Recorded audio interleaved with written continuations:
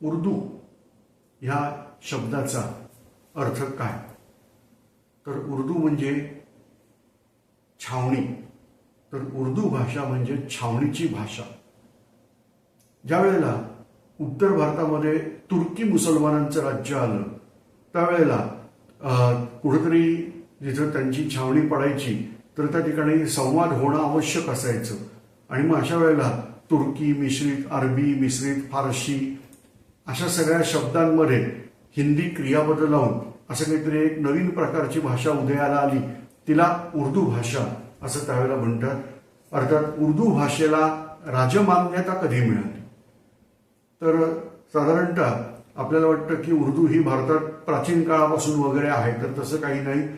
जेव्हा मुघल राज्य करायला लागले तर त्यावेळेला इथं त्यांची अधिकृत भाषा पर्शियन म्हणजे फारसी ही भाषा अधिकृत होती.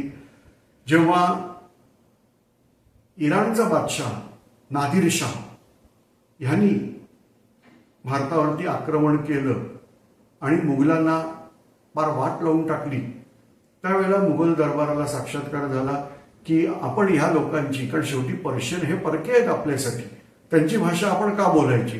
म्हणजे एका परक्याला दुसऱ्या परक्याबद्दल असं वाटलं. आणि मग त्यानंतर त्यांनी उर्दू भाषा ही अधिकृत भाषा म्हणून ठरवली.